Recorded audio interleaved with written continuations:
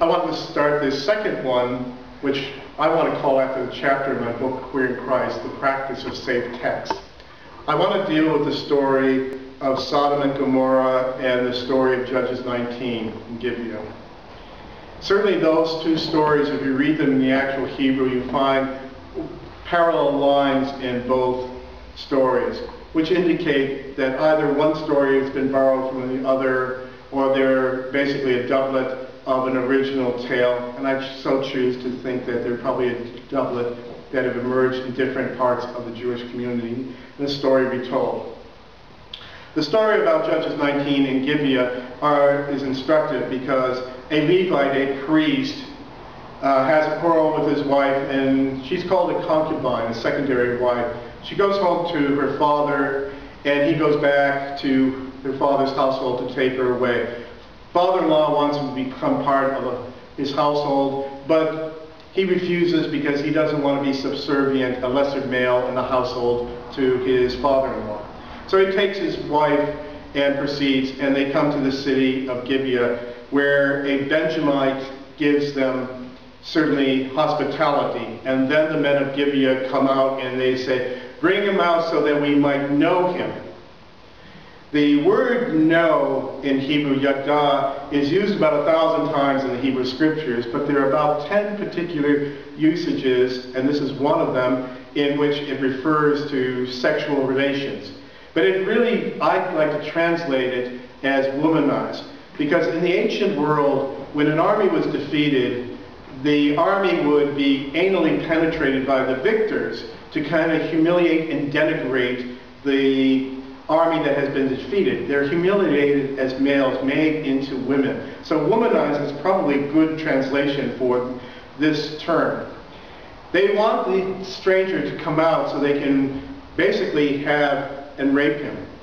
Instead, the wife is pushed out, she is raped, and the next morning she appears silent on the doorstep.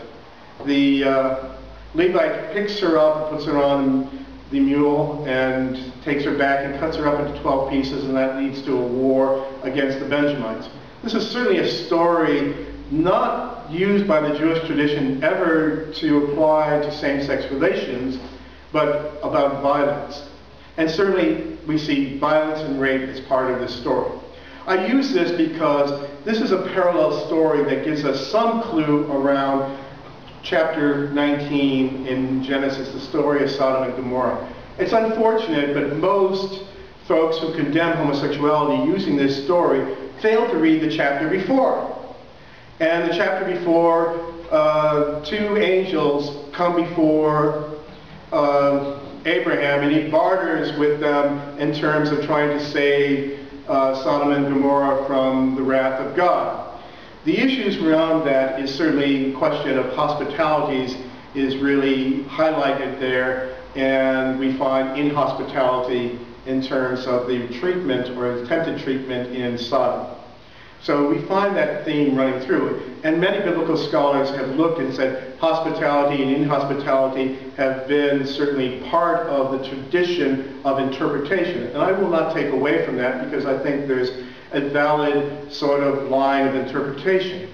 I want to talk about the angels coming to Sodom. They're welcomed by Lot, welcomed into his household. The men of Sodom surround and demand that these strangers be brought out so they might know them. Again, that same word yada is used, and therefore to rape and womanize them, to denigrate this threat of a stranger. This is xenophobia, the fear of strangers in the ancient world. And certainly the question that comes out here is Lot offers his daughters. Now I hear many folks condemning homosexuality from this text, but they never condemn the certainly patriarchal ownership of women, and Lot offering his daughters to be raped in order to prevent him from undergoing shame that men that he offered hospitality would be raped by others.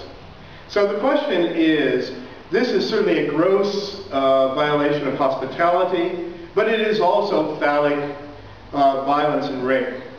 We see that males are more important than women in this culture, and better than women be raped than certainly the two angels. Now, when I look at this, and I see condemnation, blanket condemnation of homosexuality, of gays and lesbians based on this text, the first question I want to say is, we have a real problem with this. No woman would identify heterosexual rape with sexuality. It's understood as violence. Why is homosexual rape compared to same-sex relationships that are consensual and non-violent? It doesn't mix. Apples and oranges, so therefore inapplicable. But if we look for evidence around that, we find that the issue of the violence and sin of Sodom is not understood as homoerotic relationships, even in the Hebrew Scriptures. Isaiah 1:9-10 calls it injustice, insincere sacrifice, and oppression. Ezekiel 16:49-50 says, quote, "She did not support the poor and the needy. They were haughty and did abominable things before me," referring to injustice. Jeremiah 23:14 calls the sin of Sodom adultery and hypocrisy. Certainly that doesn't seem to fit from their interpretations. Wisdom 19:13-14 calls it a violation of hospitality, which is certainly a genuine theme and a sub-theme there. But if we look to our own understanding of it from Jesus, we find in Q, Matthew 10:14-11 and 11:20-24, and then parallel in Luke 10-12, Jesus understands the sin of Sodom as refusal to welcome strangers. Again, the hospitality. Why is it that Christianity is invested in this interpretation? I think that Christianity is invested in interpretation because it is a later interpretation coming from beyond the 4th century and crystallizing in the 11th and 12th century with Peter Damian, who invents the word sodomy. And in fact, sodomy earlier could refer to a priest having sex with a nun because it was unnatural for them to break their vows. So certainly the question of unnatural and sodomy is a later understanding. So when we question who are the sodomites in our culture, who are those who reject gays and lesbians and bisexual and transgender folks, I would label all those churches who exclude us from worship, from recognition of our same-sex relationships, from our alternate gender expressions.